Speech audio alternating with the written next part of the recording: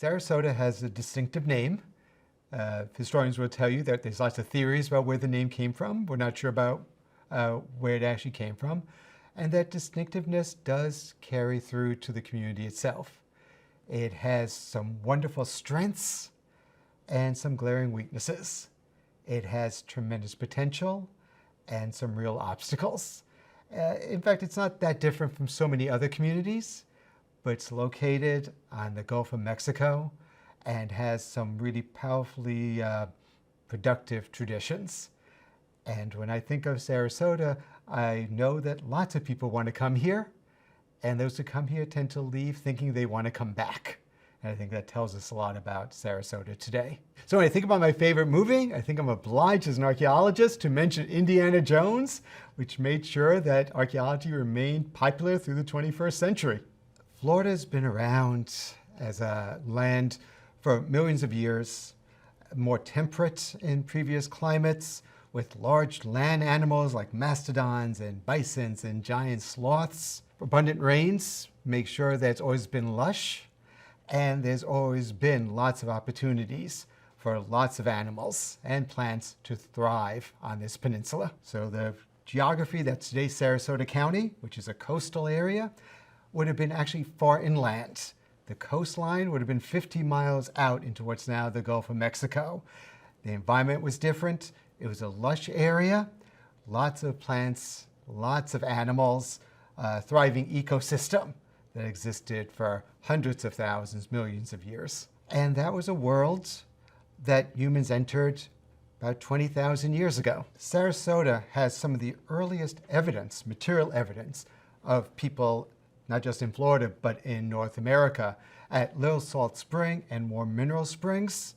We have evidence that goes back 14,000 years. Most of us realize it's actually like 20,000 years that people have lived here. And we have the evidence at the springs because evidence preserved, and it was an oasis. People went to those springs for the sources of water and to capture the large mammals that were using those sources of water as well.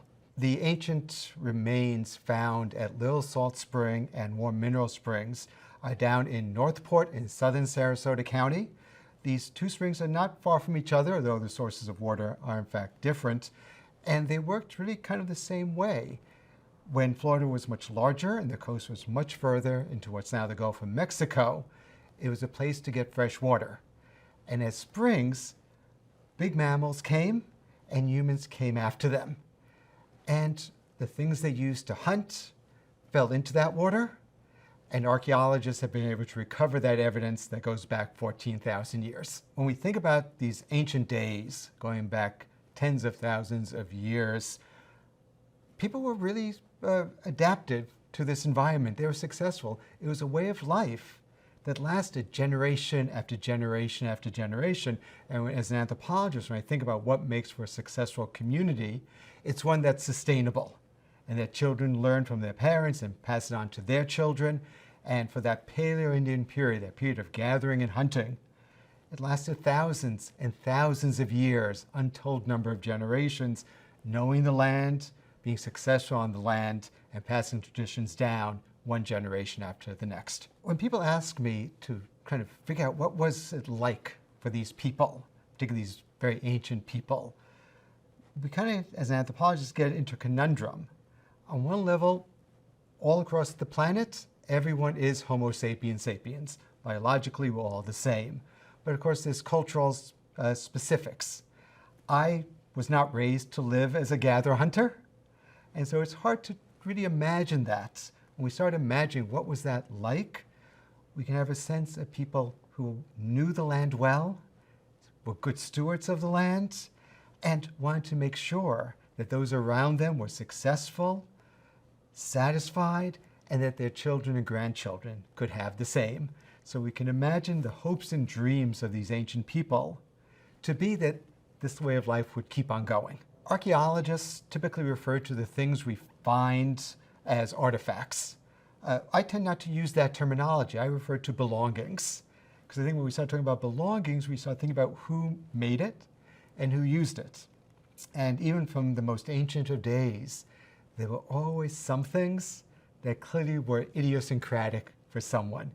Archaeologically, across Sarasota County and elsewhere, we find ornaments, things that people wore on themselves. And so we have a sense of that individualism, that someone wanted to mark themselves with a green stone pendant or a bone hair pin. And that tells us something about those ancient people. The way of life for the native peoples lasted for thousands of years. And there was change, there was history, events and individuals shifted how people were living their lives. But the most massive change came about 500 years ago. And for our region here in Sarasota County, 1539, when Hernando de Soto lands at Tampa Bay with 400 men, horses, war dogs, that starts a process that really shifts the trajectory for this region. The 1539 expedition by Hernando de Soto had massive repercussions for the people of the region, and it was a twofold. On one level, Hernando de Soto was seeking gold and silver and was demanding the information from local community leaders. Where was it? Now, we know quite well it wasn't there, and we find archaeologically evidence of people being cut down by Spanish swords and the bones themselves. But there also was the diseases brought by the Spaniards. And we have evidence, again, from burial sites of large numbers of people being buried quickly and all at once. And that seems to be the result of epidemics that swept through the region.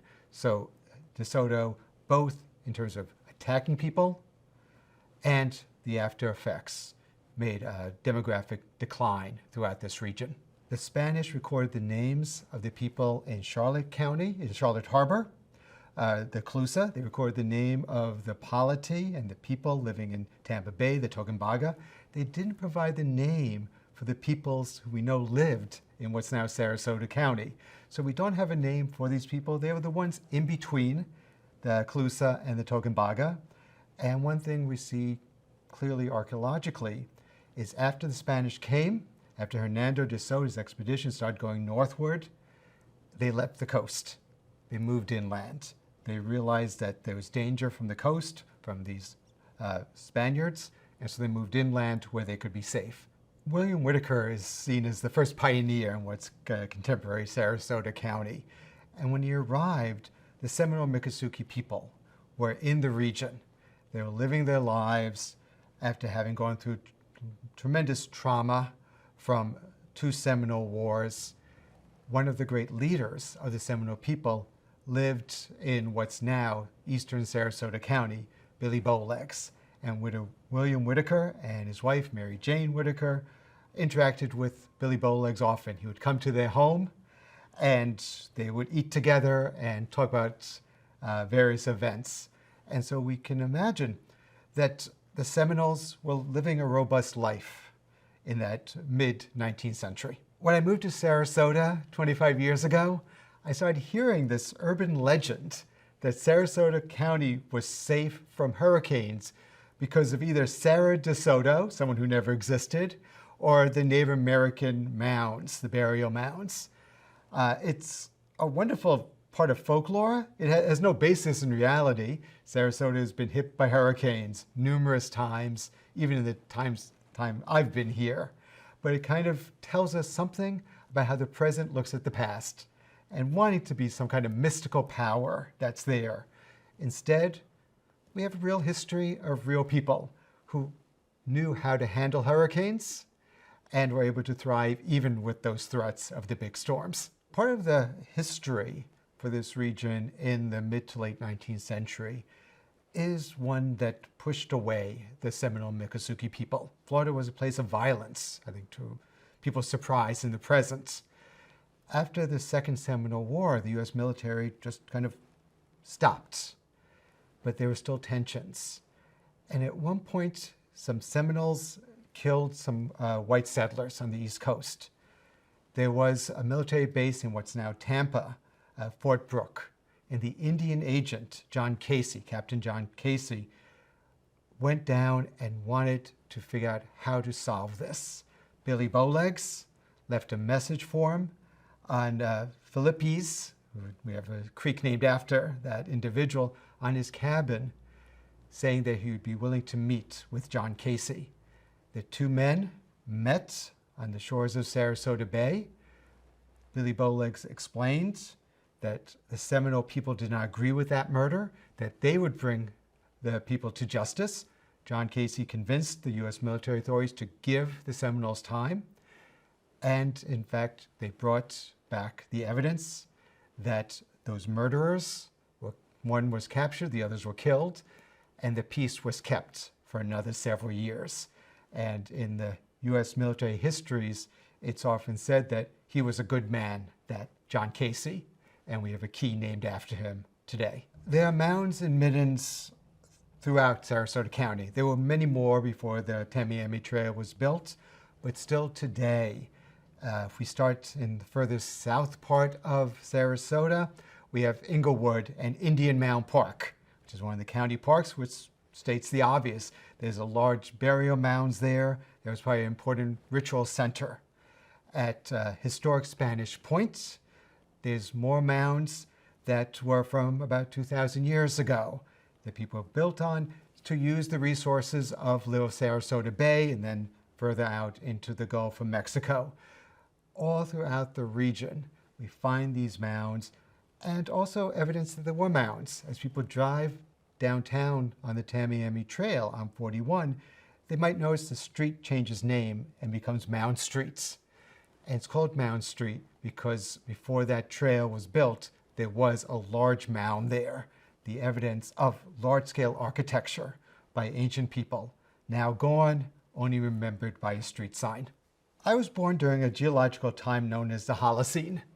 Archaeologically and geologically, I can tell you it started about 12,000 years ago, and geologically it's ending.